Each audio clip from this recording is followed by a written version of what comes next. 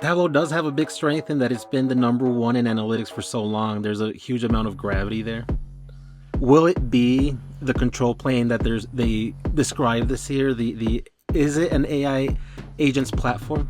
Cost control is going to be really one of the primary considerations that's make or break for data leaders. The disconnect between the keynote and devs on stage is really real. And I think part of it is there are different audiences there. Let's make sense of this.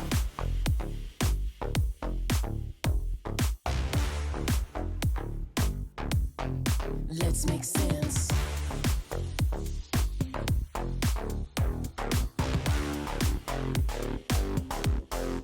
Sensemakers.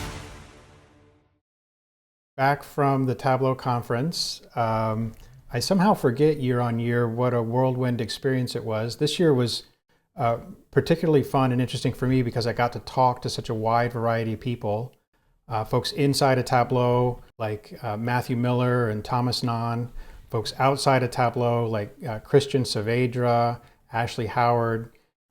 So it was really kind of rewarding for me to go digging deeply into this question of, in their mind, what is Tableau becoming, and why should we still care about Tableau in the age of AI?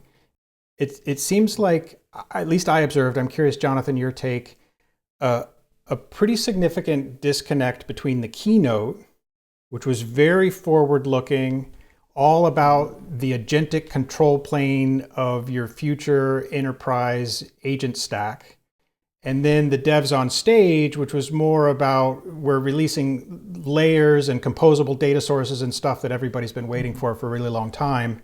And I just noticed this observable sort of gap or disconnect between this vision laying for the future and where I think most analysts and teams are today. One of the things with that disconnect between the keynote and devs on stage is really real. And I think part of it is there are different audiences there. Like the three of us, we're all like hardcore practitioners in different ways and everything. We're not executives buying Tableau. There's a whole chunk of the keynote that first day of Tableau conference, there's a whole executive track. And there's executive sessions that aren't on the public sessions list and things like that about people at that level. And the keynote is also trying to speak to them, those people who are thinking about those big picture, long-term decisions and so on. And so addressing that audience isn't necessarily going to be speaking to us the way somebody announcing layers at devs on stage is doing, for example, that we're getting a different set out of it. And the other piece I think with that is just kind of bringing the perspective of seeing Tableau over the years is I feel like the last few years, Tableau's been trying to figure out like, okay, what are we within Salesforce? And so it's kind of noticeable with like, okay, how much Salesforce branding is there or not? For example, what's the Salesforce messaging that we're hearing, or what is more kind of what Tableau wants to be? And another piece this year in particular that I heard more after conference, because there is this kind of like different people talked about the keynote. It wasn't making the big declarations about this is the future of analytics. We weren't seeing tons of new features in the keynote or anything. And hearing from talking with people at Tableau, that was very intentional, that Tableau has heard that they've kind of pre-announced too many things and haven't shipped as much. And so they wanted to talk about what are things in the product now, or what are things that are going to be shipping in the next few months in the product and make it more real. And right now, that's not such big things that are shipping. So it was a smaller batch of announcements than we might have wanted to hear. Yeah, I mean, to me, that's welcome. It was mentioned in True to the Core as well, that they've just decided not to overextend themselves talking too far out into the future. And that's really welcome because we've seen that in the past. One of the key kind of topics that came up naturally from all of the people that I spoke with, because the main question I was asking is, should I extend my Tableau stack or should I replace it? What am I going to do with my BI stack? And it came up from many of the people that I spoke to that Tableau is not a single technology. Tableau is really this big collection of a diverse set of technologies. And one of the things that I got from the keynote and from Matthew Miller is that they're envisioning the future of this broad collection of technologies as becoming something of a governance plane, an analytics runtime environment for the enterprise. Or agentic analytics platform was a term they used. Mm-hmm. Yep. And so, they're moving away from the reporting engine that on one hand, a generation ago, they sought to replace. Now, in some ways, Tableau has become that reporting engine, and trying to move into occupying this space as the control plane or the governance layer inside of your enterprise analytics stack. Agreed. So Tableau does have a big strength in that it's been the number one in analytics for so long. There's a huge amount of gravity there. Will it be the control plane that they describe this here? Is it an AI agents platform? We'll have to see, because what my opinion today is that for people who are watching this video, you'll be better served by having an AI strategy that's very open and going down to basics. How do things really work with each other? Can I make agents, get them working for me? And then let Tableau be the resource that it is today. Mine that information and get as much value as you can. But don't rush in necessarily to go and start adopting new startups, new products that maybe is the same, but with a different flavor. Maybe if you give yourself a few years, you're going to see that all of those approaches are just not where agents are going to end up looking like. We've been surprised many times already with the agent stack changing. There's certain tools. RAG was huge in 2024. If you were building, everybody was saying RAG, RAG, RAG. Now, RAG is very rarely mentioned. And then it went to MCP. Then it went to MCP. Right, I have opinions about that. And you've Right. been talking about how that's, Right. And now MCP is fading, and we'll do some future episodes on why it seems like MCP is overhyped. And now moving more towards the value of putting an agent inside of a sandbox at the command line. If I hear you correctly, Stefan, you're saying that this vision of Tableau becoming the agentic runtime environment for the enterprise is one possible future, but another possible future is just having it be the place where all of that investment that has occurred to date exists, and I'm not necessarily orchestrating my agents inside of Tableau. I'm orchestrating my agents in some other TBD kind of architecture that the industry hasn't necessarily developed yet, but that there can still be a place for Tableau to be the store of record, the data modeling location, the place that's governing permissions and control and access to the data. Is that what you're saying? 1000%. That is what I'm saying. Okay. And that would be very strategic. Just like we saw customers getting so much value out of Tableau on its own without going, for example, to an expensive data warehouse, because the gold layer data sources for the business were in Tableau already. It didn't have to be elsewhere. Use that gold layer now with your agents. Yep. And call those APIs and get that data. I'm reminded of a customer conversation I had yesterday. He's got these vibe-coded dashboards that ostensibly are great until he tries to deploy them, and they fall down in the face of the size of and scale of the data. They fall down in terms of the concurrency if they try to roll them out to 20,000 users all at the same time. And you never really appreciated the intrinsic value of everything that had been built into a Tableau server up until the day you try to deploy something without it. What a good point. Now you know. When you were complaining about a slow dashboard load time. Yeah, Right, now right. you know what it takes. Right. And another one of the kind of, we've identified that Tableau is this collection of technologies. To me, the purchase of Hyper a long time ago is really sitting in Tableau's favor at the moment, because agents can be very chatty, and your cloud data warehouse is charging you by compute, right? And that is going to rack up some big costs. And then if you start paying for tokens at the same time, like I think cost control is going to be really one of the primary considerations that's make or break for data leaders, because they're getting hit from all directions in terms of, upgrade this AI feature on this tool, pay this license fee for this thing, pay this compute cost for that thing. The ability to query the data locally at a high speed and hyper, I think, is not to be forgotten. I want to jump on that one because this is also something we heard from Tableau at the conference too, is kind of in answer to this "Are dashboards dead?" question. And this is part of why the answer is no, is that always vibe coding your question, always vibe coding your dashboard is going to use a ton of tokens and will always be more expensive than a well-designed SQL query that's rendering something quickly that's going to answer what people need. Like there's that one source of truth, but also that place where we know the business question, we just need today's answer to that business question. That's perfect for a dashboard. The follow on from that, when we're like, okay, well, we need to explore it in some new dimensions or new ways, that's where the vibe coding and the AI come in. So there's what we clearly heard in the different things that we heard is that there's a both and in that. And another piece with that has been this question around code first versus GUI first. And I'm interested in what you said, because I think what I heard from Tableau at the conference was a certain amount of, we want to be both.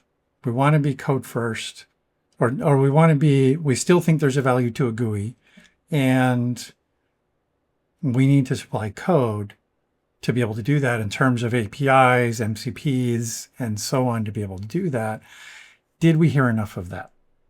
Honestly, I don't think enough has been done. I think there's a big room for growth, and the clock is ticking, because small actions done 2, 3, 5 years ago today would have made it all the difference.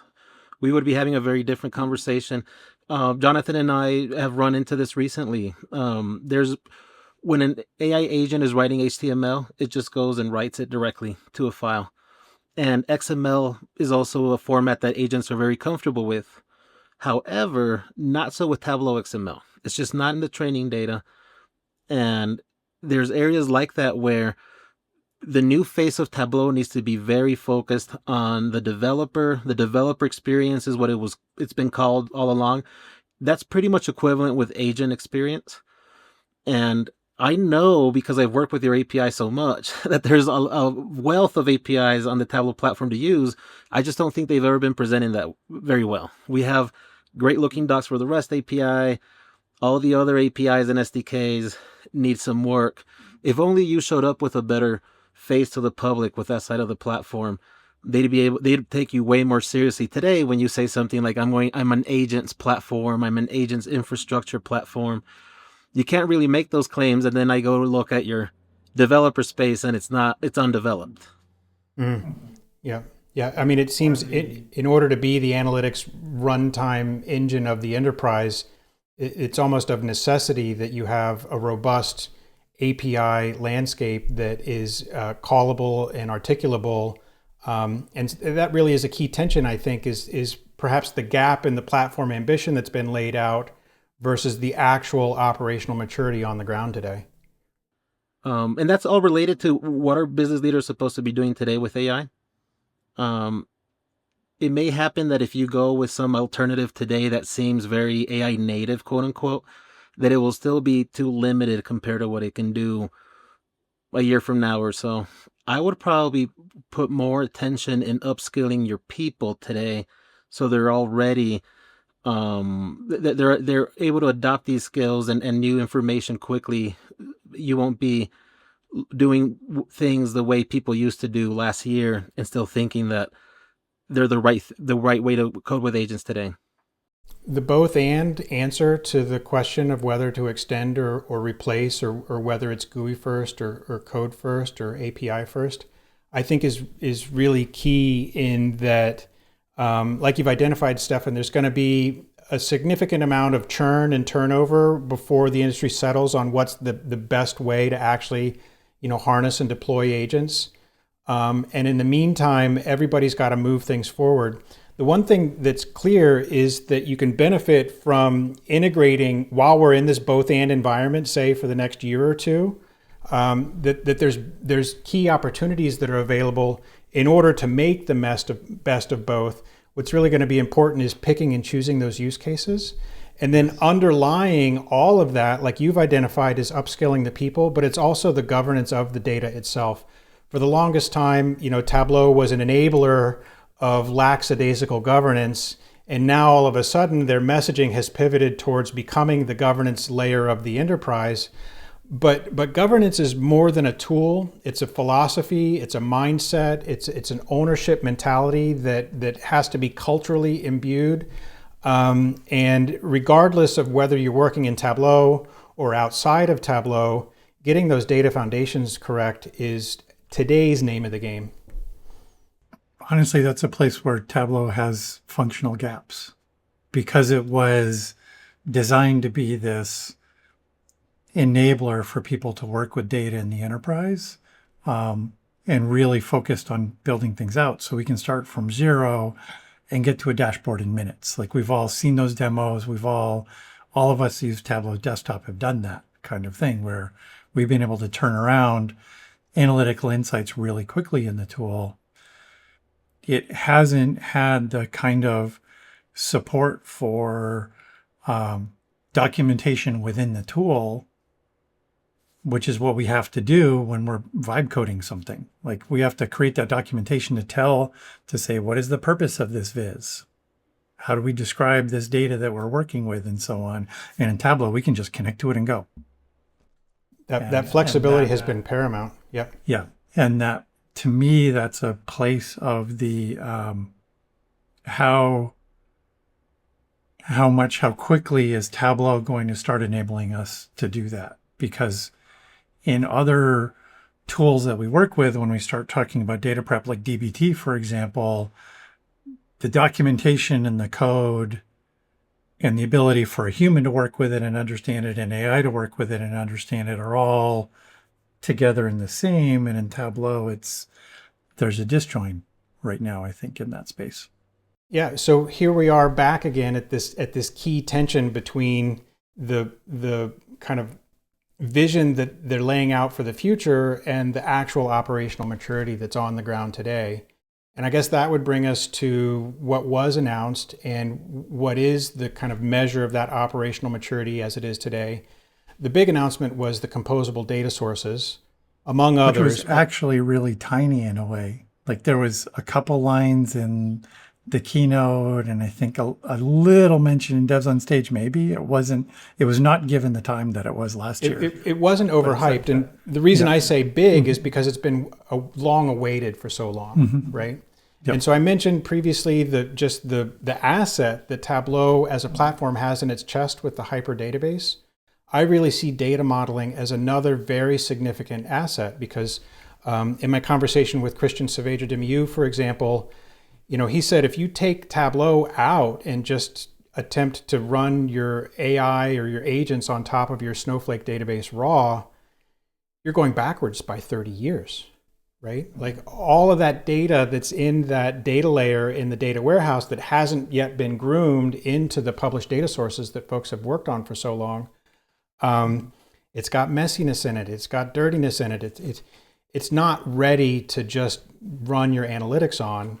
Whereas these composable data sources are moving the platform in a direction where all of that value-added modeling really can be utilized from all directions, knowing that you're going to get the join condition right, you're going to have the metadata accurate, you're going to have the data types be correct, you're going to be working with the people who do have access and who don't have access. So at any rate, I see the composable data sources a long time coming as now a new significant asset in the chest. And in my view, it actually makes bolt-on AI quite useful. I do think composable data sources are a really big deal, and I can't wait to start seeing them in production with that. Some other ones for me that I saw based on the orgs I work with, the Tableau add-ins that are being built for Google Drive Sheets, Excel, PowerPoint, things like that, that extending out Tableau into more of where people work are really great. The integration with Slackbot, for example, and there'll probably be something with Teams eventually as well, that there's a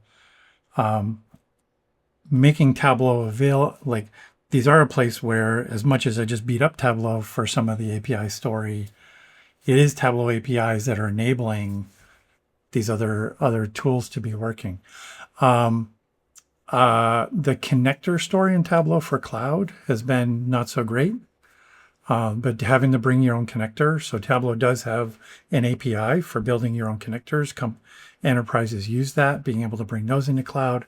The REST API connector that they announced is that's been a long time ask from the community, and getting that. Then on some of the other things that are there was more about authoring this year than I think we've heard in a while. And so some things like chart layers everywhere, drive time, dark mode, SVG export, transparent tooltips, which I found out later were actually translucent tooltips. Like, you actually got the slider and you can control it. So being the accessible viz authoring, which then supports AIs to be able to read the Tableau viz and be able to work with it for people. Those are all really great quality of life improvements. And what is that person who is in the GUI trying to build something for people, and ultimately as well for AIs to be able to build too. Mm-hmm. We have seen a significant kind of increase in velocity in the quality of life improvements, which was a commitment made a few years ago. But on the authoring experience, the one that you were waiting for didn't quite make it. Yeah, and then we heard at True to the Core that it turned out it's evolved a little bit in terms of what Tableau wants to release and wasn't quite ready yet. And so they didn't want to show us something before it was sufficiently ready. And so, Stefan, I'm thinking back to the questions that we asked before the conference. And one that comes up for me is you were looking for whether or not Tableau was going to support the ability to bring your own agent in a safe and secure way. Is there anything palpable from what was released that gives an indication if that answer is yes or no? Not in my opinion. We do have more agent tooling. The Tableau MCP has gotten better, but what is lacking is a concept of BYOA, bring your own agent, where we're not necessarily looking to use what you've built, and even swapping its brain with the model that I want to use, but more like the user and the organization are going to bring their own harnesses, is the word, agent harnesses that they've configured to meet their needs, etc. And Tableau needs to be a resource that agent would readily use, would have very little friction in using, would prefer to use. So really what that looks like today, because its developer experience is the same as agent experience pretty much, is good APIs, SDKs, primarily docs. There's organizations like Cloudflare that are promoting the idea of humans can go get a web page and get the HTML to see it. The web page should respond with Markdown for the agent. If we can get stuff like that rolling for getting documentation available to agents, those are the type of signs that you want to see that they truly support bring your own agent. So there is bring your own LLM. Which is very different. They announced that, and that's coming and everything. So just to talk about that part, but it's not going quite as far as you're talking about stuff. It's a very important distinction to understand, because you can do bring your own model, and that means Tableau agent is a great example. It's a good agent, but they're saying swap the brain, So it's not using the open API agreement that we have, but it's using maybe something you're self-hosting or Claude. Bring your own agent means that you're going beyond that, that you've built your own harness, and Tableau is a tool, is a resource that integrates with that.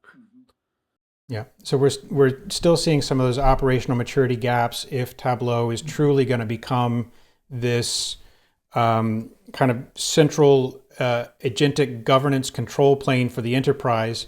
What you're calling for, Stefan, is maybe I want to bring my own harness to the equation and not necessarily use so far what we've seen GUI-based harnessing work that Tableau announced. And this is where that developer first versus GUI first, keeping me in the platform as they've designed it, or making it API first so that I can just articulate those things and make it machine operable with my own tooling. This is where the both and question, I think, is going to hit the road over the next couple of years. Yes. It's the ultimate tension right now because what's happening with code no longer being expensive. When code was really expensive, you were willing to make all sorts of trade-offs because you were saying, okay, if I keep all the data in one platform and the rendering and the display, everything is self-contained, then I can use the interface to do all these workflows. Well, now with code being less expensive, you can be way more creative as to, okay, I'm doing analytics here, but where am I going to host it? Where's the data going to be stored? Am I going to use this data in production for analytics? Should it be a different format? Should I just download it locally? All those questions will look different from organization to organization. That's why you and your team have to get technical. And you get technical counsel. It's not so much about what product is going to be the one that kills everybody else. What's the big Tableau killer or something? Get your people technical, because then you'll be able to know when it comes. Yeah, it's less about tools. It's not the data, it's what you do with it. Okay, well, this has been a great conversation, guys. Yeah, I think let's wrap it up for here. For those who are watching, let us know, did we get it right? Is the extend or replace question a both and for you, or is it all in or all out? We're aiming to record more of these episodes, and so we'll be coming back and building on them more in the future. Look forward to seeing you guys. Okay, thanks, guys. All right. Bye. Talk Bye-bye. more. Bye. Let's make sense of this.